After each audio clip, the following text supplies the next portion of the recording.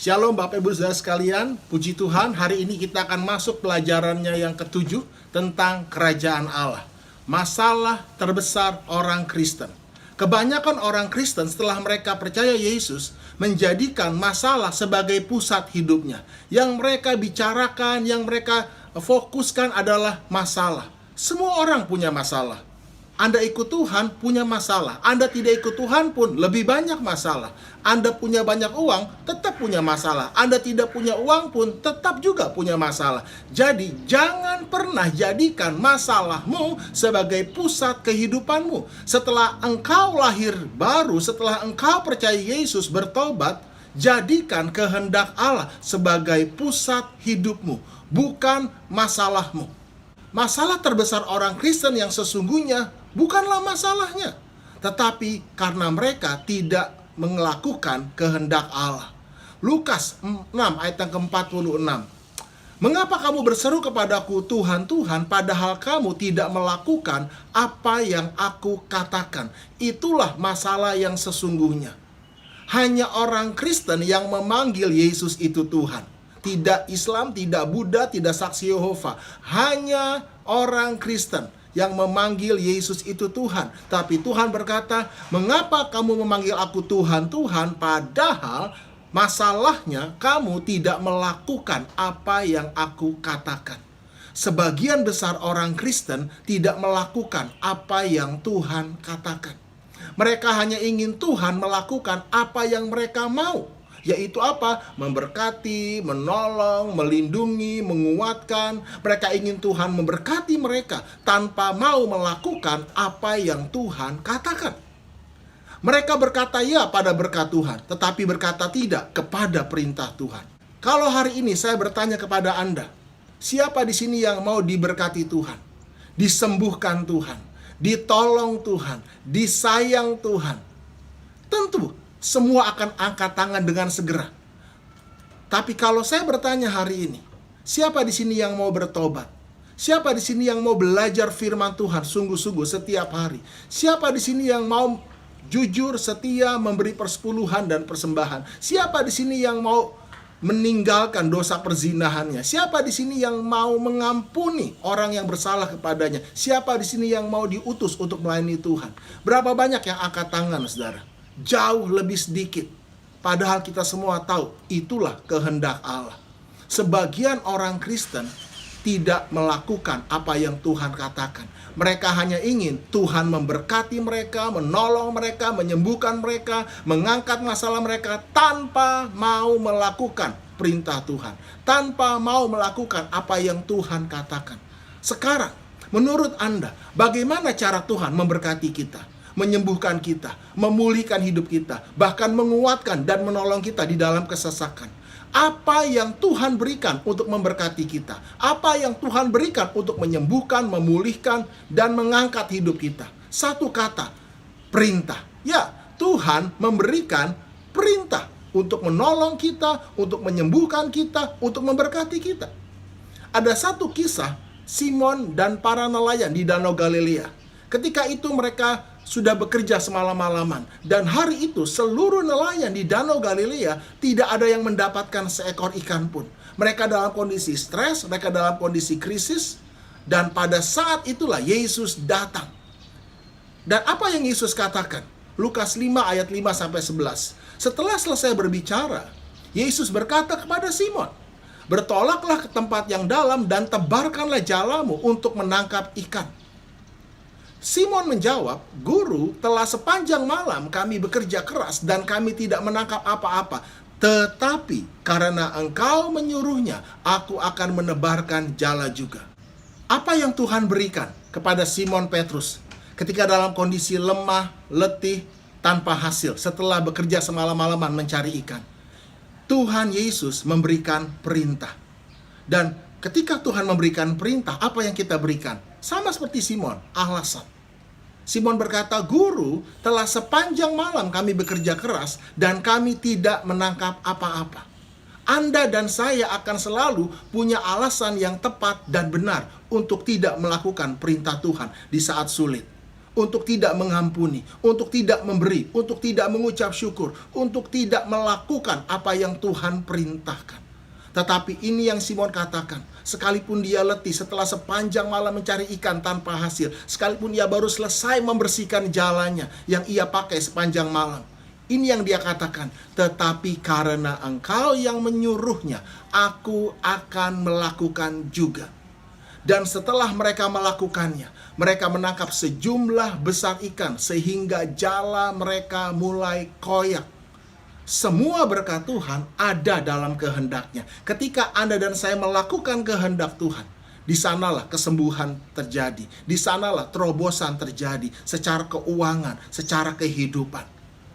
Dan melakukan kehendak Allah, saudara, bukanlah hal yang mudah. Anda bisa bayangkan ketika Simon berkata, aku akan melakukan apa yang kau katakan, aku akan menebarkan jala. Dan Simon mulai mengangkat saunya, dan ketika dia mulai bergerak ke tengah, teman di kanan kirinya sesama nelayan tentu melihat dan berkata, Simon, apa yang kamu lakukan? Dan Simon menjawab, saya mau ke tengah, saya mau menebarkan jala untuk menangkap ikan. Kamu gila? Ini siang hari bolong. Siapa yang suruh? Apa dasarnya? Tuhan Yesus yang suruh saya. Aduh Simon, saya tahu kamu lagi susah, lagi stres, tapi tolong jangan gila, pakai akal sehat dong. Jangan mau dikerjai hamba Tuhan. Tapi Simon tetap memilih untuk melakukan apa yang Tuhan katakan. Apapun yang teman kanan kirinya katakan, dia tetap menuju ke tengah, ke tempat yang dalam. Dan ketika dia sampai di tempat yang dalam, di tengah danau Galilea, seluruh nelayan di danau Galilea melihat. Dan mereka tentu bertanya, perahu siapa itu? Dan mereka segera tahu, ternyata itu perahu Simon Petrus. Dan kalau Simon ada di zaman hari ini, mungkin salah satu nelayan itu akan mengambil foto dan menaruhnya di sosial media dengan tulisan, teman saya stres jadi gila dikerjai pendeta, cari ikan di tengah siang hari bolong. Ketika kita memutuskan untuk melakukan kehendak Allah, dunia akan berkata kita, gila kamu? Gila kamu mengampuni 70 kali 7 kali dosa yang sama pada orang yang sama? Gila kamu ditampar pipi kanan, dikasih pipi kiri? Gila kamu mengucap syukur dalam segala keadaan? Gila kamu memberi di saat susah? Ya, dunia akan berkata kita gila. Tetapi ketika Anda dan saya memutuskan untuk melakukan kehendak Allah, di sanalah berkat Tuhan berada. Dan dunia akan melihat kebesaran Tuhan. Mereka akan melihat sungguh Yesus menjadi Tuhan, Raja, memerintah atas hidup kita. Lalu mereka memberi isyarat kepada teman-temannya di perahu yang lain, supaya mereka datang membantunya. Dan mereka itu datang, lalu mereka bersama-sama mengisi kedua perahu itu dengan ikan hingga hampir tenggelam. Ketika Simon Petrus melihat hal itu, ia pun tersungkur di depan Yesus dan berkata, Tuhan, pergilah daripadaku, karena aku ini seorang berdosa. Sebab ia dan semua orang yang bersama-sama dengan dia takjub oleh karena banyaknya ikan yang mereka tangkap. Demikian juga Yakobus dan Yohanes dan anak-anak Zebedius yang menjadi teman Simon. Kata Yesus kepada Simon, jangan takut, mulai dari sekarang engkau akan menjala manusia. Dan sesudah mereka menghela perahu-perahunya ke darat, mereka pun meninggalkan segala sesuatu, lalu mengikut Yesus. Mereka pun meninggalkan semua ikan-ikan yang begitu banyak, lalu mengikut Yesus.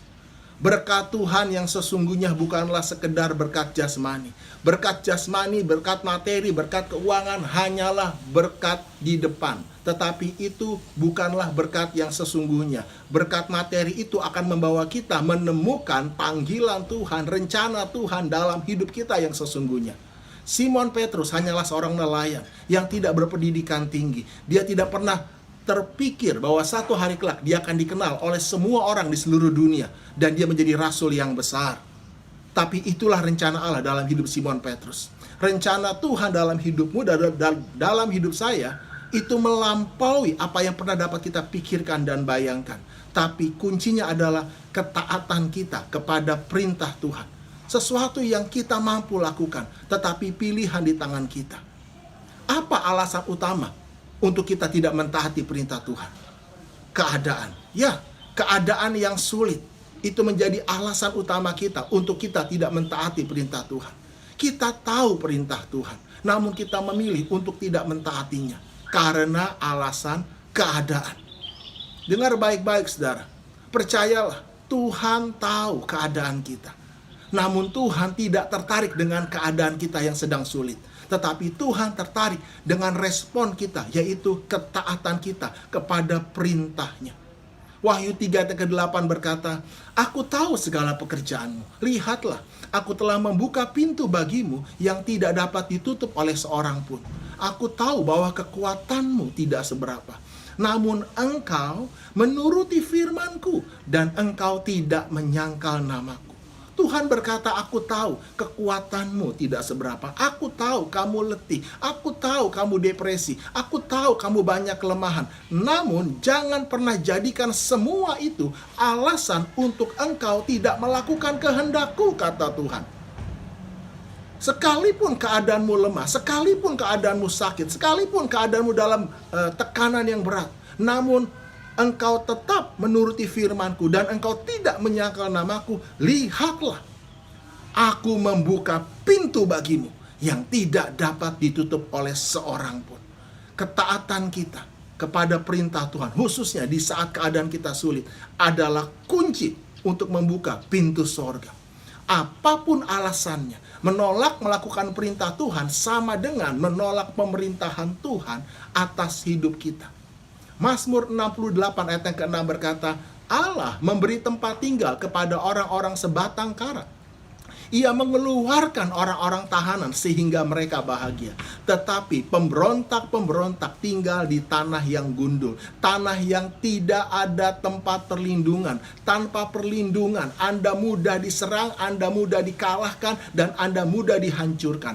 Apa yang paling kita perlukan dalam hidup kita di bumi ini? Perlindungan Tuhan. Dan Allah memberi tempat tinggal, tempat perlindungan kepada setiap kita yang mentaati firman-Nya. Ingat, Tuhan memberikan perintah kepada manusia, bukan untuk membatasi kebebasan manusia, tetapi untuk melindungi hidup manusia. Ketika manusia melanggar perintah Tuhan, manusia keluar dari perlindungan Tuhan, dan kematian, maut datang atas hidup manusia.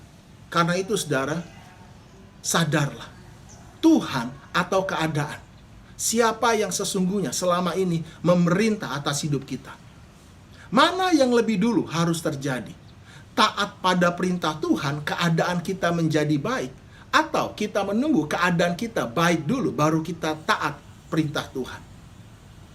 Keadaan kita sesungguhnya tidak akan pernah benar-benar menjadi baik sampai kita taat kepada perintah Tuhan. Karena mentaati perintah Tuhan adalah kuncinya untuk kita mengalami keadaan yang baik. Justru karena kita tidak mentaati perintah Tuhan, keadaan kita, keluarga kita, keuangan kita, kesehatan kita, hidup kita menjadi tidak baik. Ulangan 10 ayat 13, berpegang pada perintah. Berpegang pada perintah. Apapun alasanmu, tetap berpegang pada perintah dan ketetapan Tuhan yang kusampaikan kepadamu pada hari ini, supaya keadaanmu baik, supaya baik keadaanmu. Jadi kapan saat yang paling tepat untuk kita mentaati perintah Tuhan?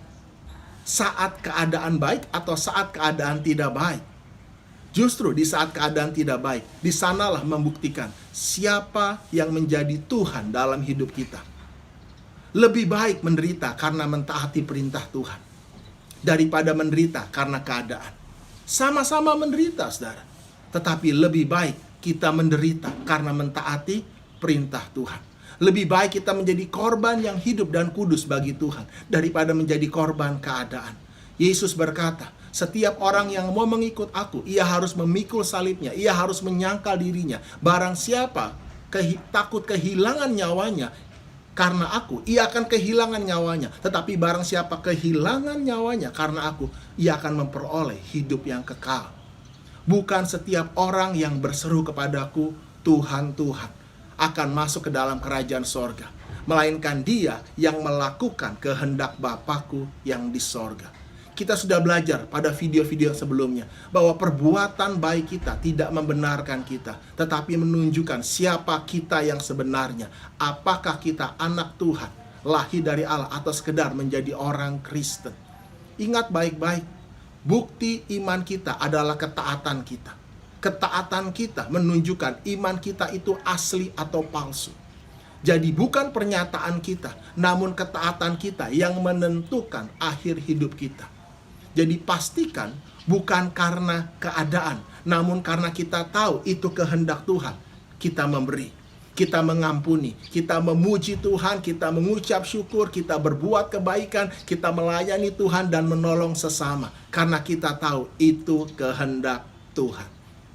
Mazmur 112. Ini ayat yang luar biasa. Haleluya.